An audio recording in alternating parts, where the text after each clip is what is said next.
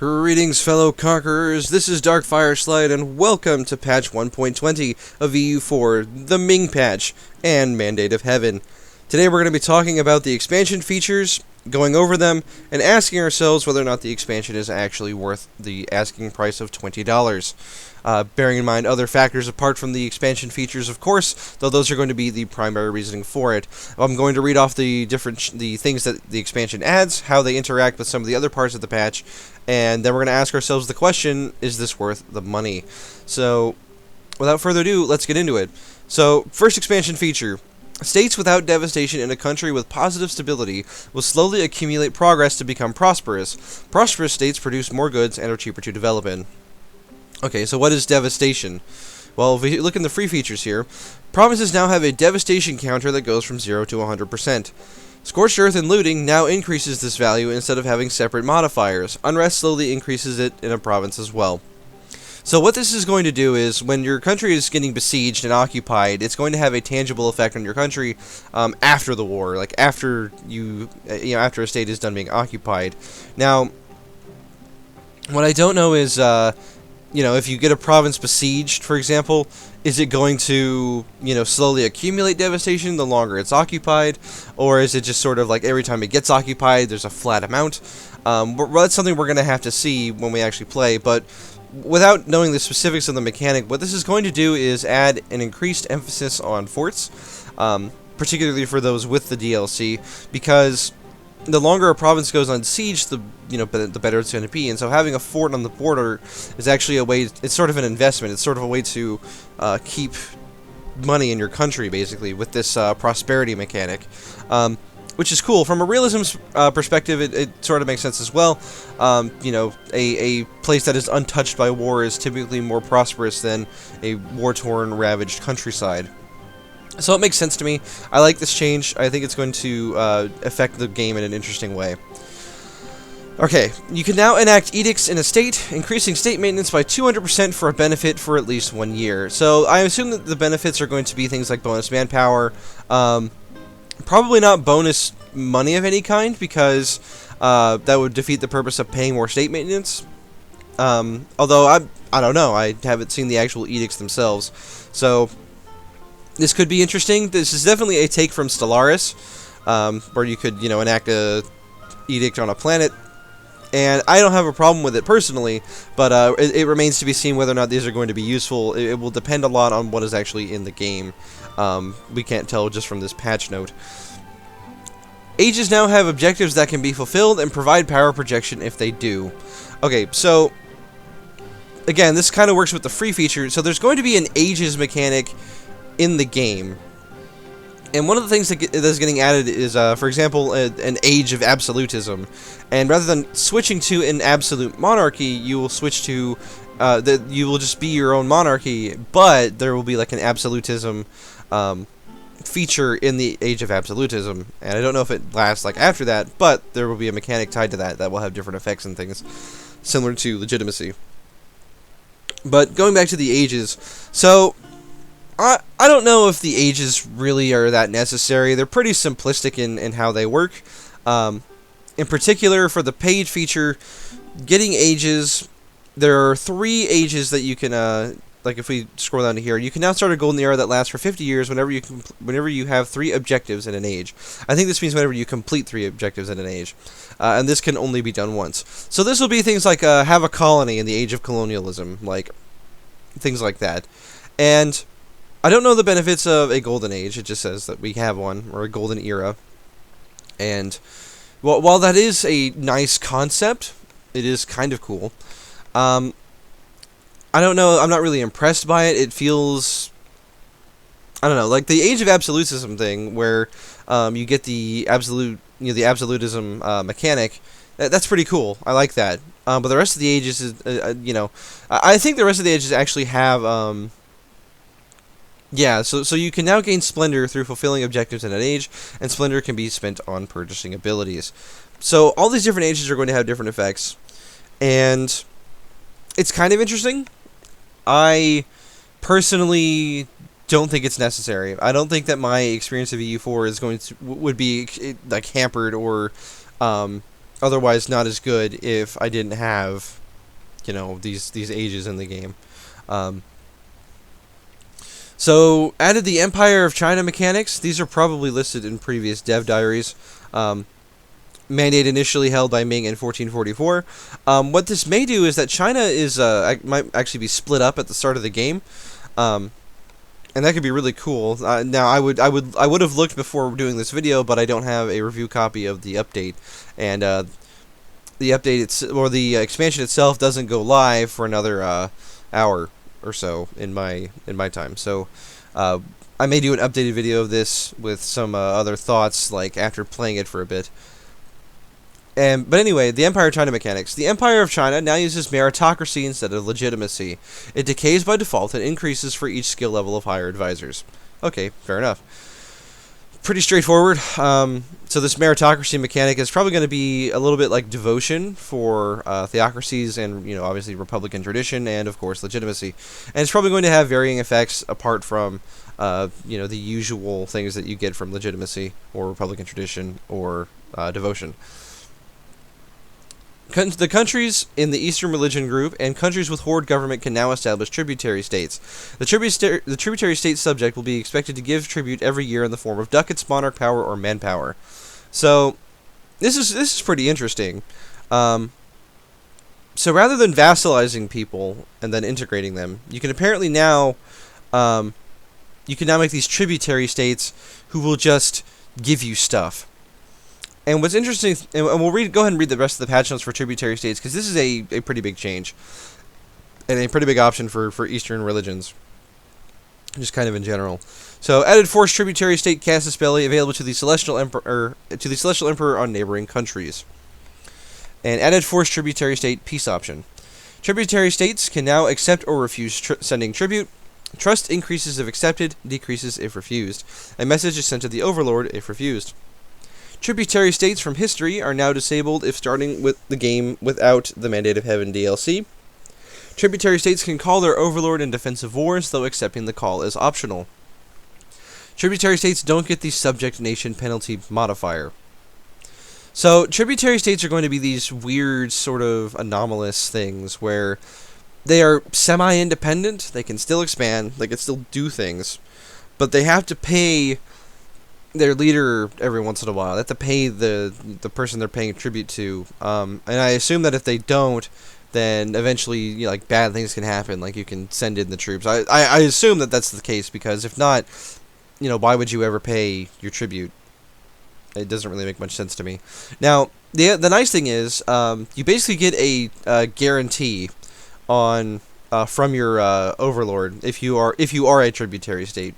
So if you get attacked, tributary states can call on their overlord in defensive wars, though accepting the call is optional, which is really nice.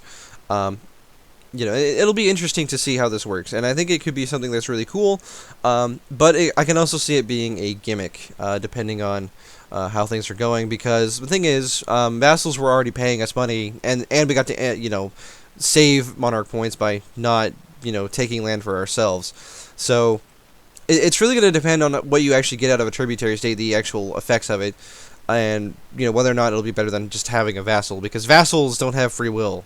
Tributary states do, for the most part. So we'll see what happens. But I think it's more of an interesting change for hordes than it is for China itself. And I think hordes are going to have a much more fun time making tributary states, because it just makes more sense than having a vassal. But we'll see what happens. The Emperor of China can now use 20 meritocracy to enact decrees that last for 10 years and give various bonuses. Only one can be active at once. So, this could be interesting, depending on what the decrees are. Kind of a way to spend your legitimacy there, your meritocracy, in a way that other nations can't, basically. So, you can't really spend devotion on anything. You can't really spend legitimacy on anything. You can't really spend Republican tradition on anything directly. Those just kind of build up over time. But this is going to have, so if it's at 100, you'll have the ability to just get a bonus, get bonus taxes or manpower or whatever. And we'll see what happens when it actually, when we're actually looking at it. These patch notes aren't as specific as I would like them to be. And after actually playing the game, I might have a more thorough opinion of this that I will revisit at the time. All right, 5 new subject interactions for daimyos. All right. So I'm not sure if this is saying that there's new subject interactions for the shogun over daimyos, or if this is saying that daimyos can now take subjects and have more interactions with them. I think it's for the shogun. I think that's what that's saying. And that's cool. I'm sure there'll be some interesting things with that. I always did like the kind of the warring states thing in Japan, even though it never happens in EU4 the way it happens, and it happened in real life, where it took till like the 1600s to actually do, or late 1500s, I should say. People are gonna kill me on the date for that. So Confucian countries now have a harmony value. Harmony affects tolerance of the true faith, development cost, and legitimacy, and increases yearly, but is reduced if you convert provinces to Confucianism and when harmonizing with other religions. So, that's pretty cool. It's basically a way of, like, I think this is going to be great with humanists, since apparently if you spread this religion, you lose harmony. And apparently there's a way to harmonize with other religions, and I don't know what that means, but I guess we'll find out. Okay, here we go. It's the next note. Confucian countries can now harmonize with other religions within their group and religion groups. Once a religion has been harmonized into Confucian teachings, that religion will be treated as a syncretic religion with no malices. Okay. So yeah, that's really cool. Basically saying Confucianism is this really tolerant religion, and if you have enough harmony, you don't have to convert provinces. That's really cool. I like that. It's a way to be humanist without having humanist. Although humanist is still really good even if you don't have religious problems. Confucian countries can now harmonize. Let's see. Oh, that's the same one. Manchu culture nations can now recruit banners from Manchu culture states. Banners don't cost manpower, but cost corruption to recruit and money to reinforce. They also give a discipline bonus. So I assume a banner's got to be like a regiment, I think. So you pay some corruption, you have some, you pay money and upkeep to keep them as usual. But you get a regiment out of it. They also give a discipline bonus. Maybe it's not. No, it is. So I think that this is a regiment, but I'm not sure. I guess we'll have to see in game. It's this patch note isn't as specific as I would like it to be. Again, we'll have to see what it's actually like in game, and then come back with our. But based on what I'm reading here, if it's an actual regiment type that increases discipline, that's really good. That's like insanely good, considering you pay corruption for it. Now I don't know how much it is, but still. Now if it's just a bonus you enact, that's still good because it's discipline. Either way, it's like a really good thing to have. Okay, next change. You can now give the order to do an artillery barrage for military power. This creates a breach in the fort, but you need 1 artillery per fort level for it. This is awesome. This is going to really affect late game, like for sure. Like you're going to, whenever you're sieging those level 8 forts, apparently you only need 8 artillery to do this, which is kind of silly. Honestly, it should probably be like, I don't know, 4 artillery level per fort level, because if all it takes to blow up a castle is 2 artillery, then that's not a big deal. It's just a cost in military power. You probably already have 2 artillery on it in the first place, and even level 8 forts in the late game. Usually you need to siege those with 40-50 pieces of artillery. So again, you're going to have it. It's just going to be a cost in military power. So that would probably be something I change about that is needing more artillery to actually do this effect, but by itself it's very powerful. I would definitely spend military points to speed up a siege, which is what this is. So that's really cool. The Shogunate government type has 3 special interactions that affect themselves and all daimyos. So this conflicts with the 5 new subject interactions for daimyos.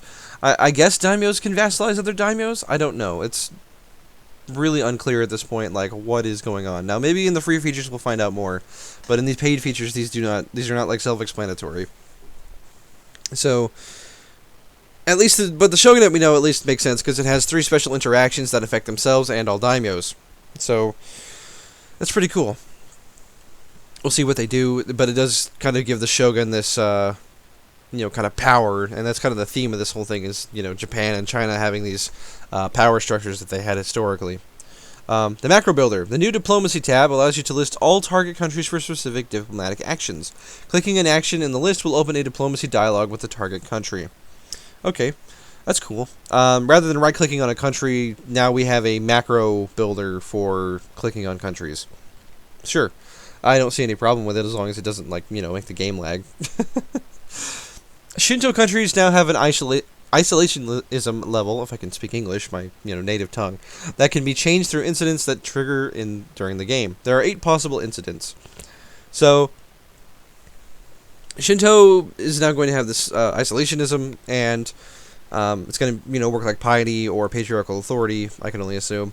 And I don't know what the effects are because it doesn't say in this description. But it's interesting that there's this level of isolationism that does something, and that's cool. So now that we've read through all the different patch notes, and if you're still with me, let's ask the question now, do I think this DLC is worth it for $20? If you've got $20, I think this is a cool expansion. I think that this is it adds in some really interesting features. It changes the way that you play Eastern countries in a pretty significant and special way. And the ability to blow up forts with artillery is really nice, to get that breached modifier just by spending military points. I think it's 100 or 200 almost, but yeah, it's a lot, but at the same time, you win a siege for 100 mil points. It's really nice. But yeah, so do I think that this is worth it? Well, if you've got the money, I think that it's worth it. Which is not a ringing endorsement, but it is a good expansion. It adds in some solid mechanics that make the game more interesting in the areas where the game is focused in. As for the rest of it, well, if you are tight on cash, I don't know that I would feel that this is necessary, but this is a nice expansion. It adds in some definite features that are nice, that are really that look like they're going to be fun to play, and I don't really have a problem with it. But again, if you don't have the money, I don't think that this is a necessary DLC by any stretch of the imagination. I would compare it with the Cossacks in that respect, except the mechanics in this aren't as intrusive as they are in the Cossacks, where the Cossacks changes diplomacy entirely, whereas this is just hey, here's some really cool stuff for Asia and some stuff for the other parts of the world, apart from there. And that's cool. I really appreciate the theme of this DLC. I really like the ideas that it presents, and I think it's a solid all-around DLC. I have no problems with this DLC existing or people paying for it, unlike Mare Nostrum, which was kind of a mess. I don't think it's as good as Rights of Man, so if you're picking between this and Rights of Man, I would go with Rights of Man because Rights of Man is amazing. It adds in plenty of features that are integral to the game. But I would not rate this anywhere near the level that Art of War is on. So, yeah, all those things in mind. Yeah, if you are interested in this, I think it's going to be a great DLC for Eastern nations, which admittedly deserve some love. Although I am kind of sad that there's nothing special for India in this patch. So, anyway. Thank you for joining me. I hope you liked this video. I hope it helped you inform your purchase about whether or not you're planning on getting this DLC or not. And I will see you on the next one.